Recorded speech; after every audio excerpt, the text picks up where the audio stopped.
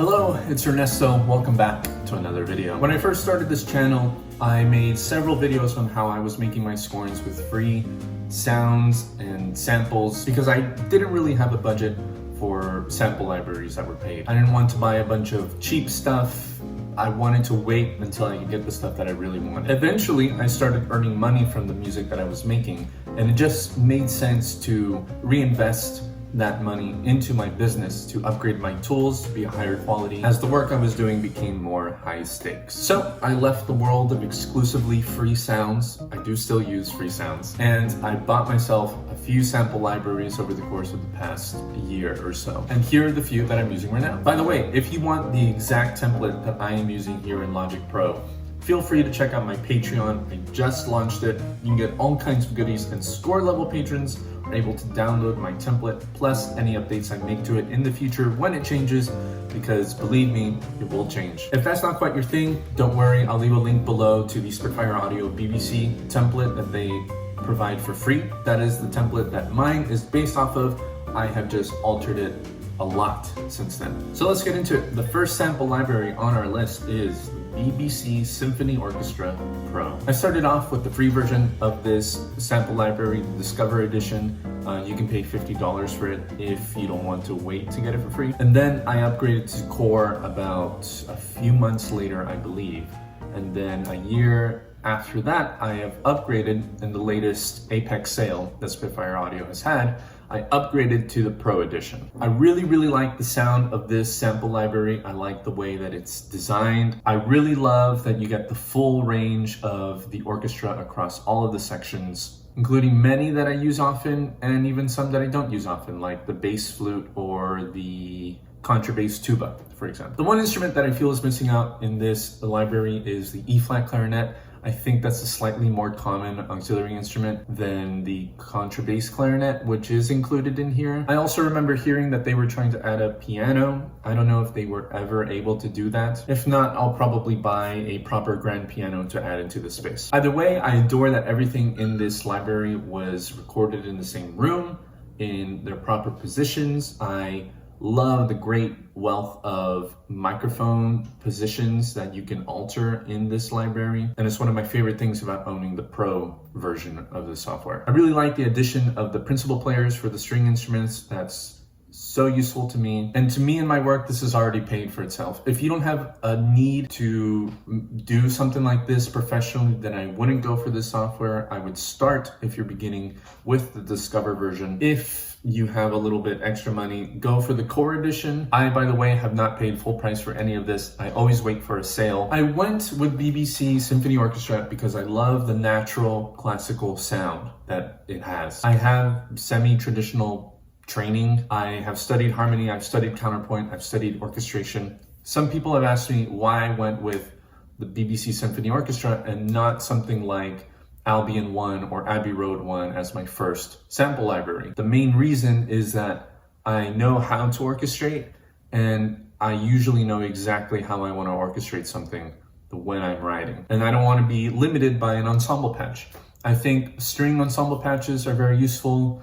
Woodwind ensemble patches are not useful to me because each woodwind's timbre is so different from one another that I want to use each one specifically in a particular way. I don't generally like to use brass ensemble patches because I pair the trumpets and trombones a certain way, the trumpets and horns and trombones, etc., etc. Some people have complained that the brass doesn't get super brassy. I think the players do play with a good tone in this and don't necessarily get blatty, but that isn't usually the sound that I'm going for anyway. If I ever need something like that in the future, I have no problem getting a secondary brass library to kind of supplement what I have here. But for now, this is my bread and butter orchestral sample library. I'm very happy with it. If you want to hear some of the sound of the library, here's something that I was making. This is Marian's Theme by John Williams. I was remaking this with BBC Symphony Orchestra to practice my MIDI programming skills. So this is what it sounds like.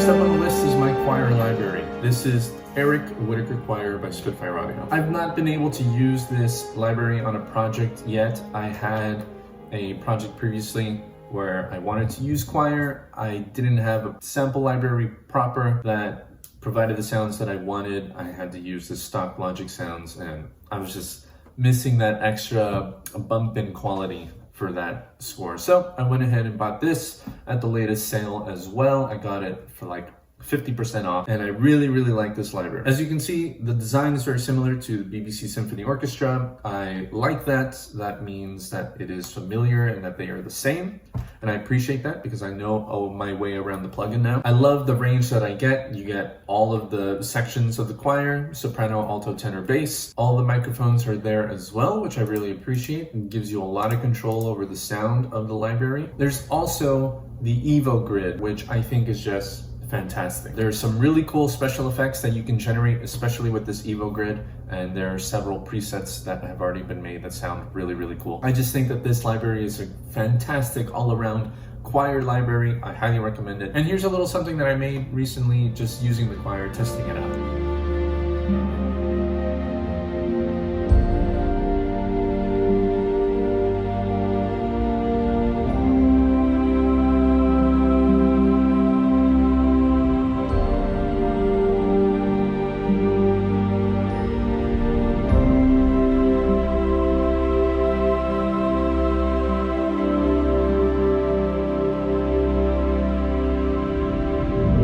As you can hear in that demo, the choir is just in the background, adds a little bit of shimmer and hopefulness towards the end of the track. But hey, not everything has to be in the foreground all the time. So I was looking at my arsenal sounds and I was noticing a gap in my template. I had the orchestra, I had the choir. The last thing really that was missing for me was the big cinematic percussion that you hear in many scores. I have the orchestral percussion from BBC. There's a great drummer generator that comes with Logic.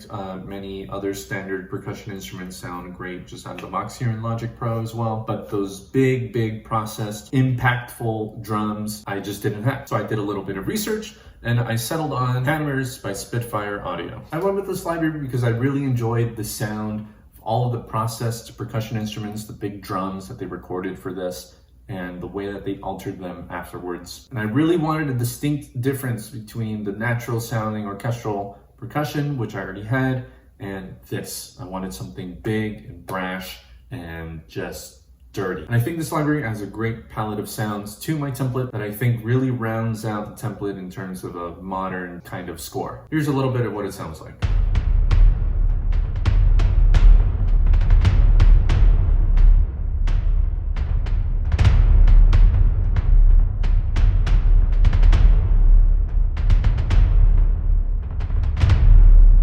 Next, I just have a few smaller things. Half of my template, as you can see, is split up between orchestral and non-orchestral down here at the bottom. This includes all of my synthesizers and my sound design, special effects, guitars, drums, and stuff like that. I do own an acoustic guitar library. This is FINK Signatures by Spitfire Audio.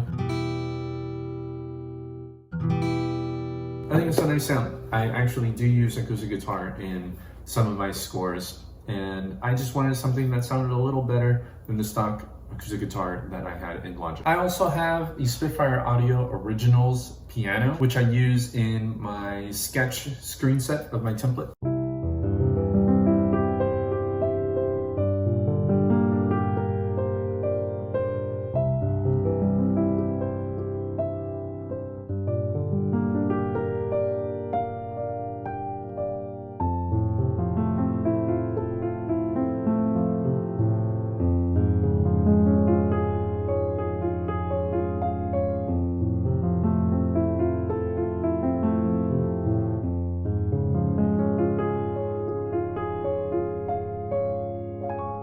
It's just a nice sounding instrument that I find pretty inspiring. I get so inspired when I'm at a grand piano.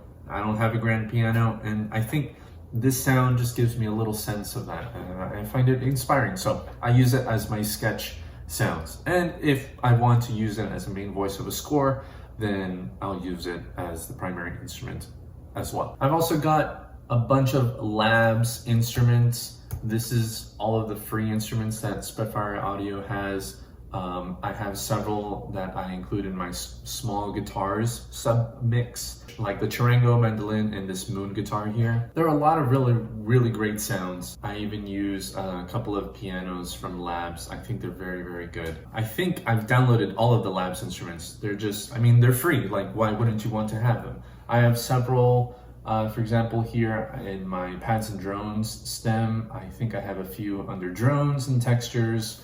I think those are really helpful. I've also got a few other things. I do have the free version of Contact. I think it came with my M32 when I bought it, and a few just sounds that it came with, really. I think a lot of you have this. This is Kinetic Treats, Analog Dreams, which comes with a lot of actually really cool synths. Ethereal Earth, which is a lot of cool textures as well. I have that in my template also. And all of my synthesizers are basically just stock Logic synthesizers, and that's pretty much it. I use Alchemy, the retro synth, and stuff like that. Other than that, there's not much more else to it. So I don't want this video to get too long. That's pretty much all I have in my template. This will certainly grow in the future. It may even alter in the near future as well. And when that happens, I'll share it here on the channel to let you know what I'm using and what is working for me and what isn't. Again, if you saw this template and are really interested in it, then do check out the Patreon link linked below. That's where you'll get full access to this template that I use, maybe even use it for your own music. If you join the Patreon, you get access to a bunch of other really cool goodies. Join the community and support this channel. If you can't do that by any chance, then all you need to do is just hit a like, subscribe to this video, leave a comment down below about what you thought. That really helps out the video a lot. So until next time, you can visit me on Twitter, Instagram, and TikTok at Ernesto Composer. You can visit my Patreon page at patreon.com/ErnestoComposer, where you can get exclusive access to templates, scores, monthly score study hangouts, and other cool goodies.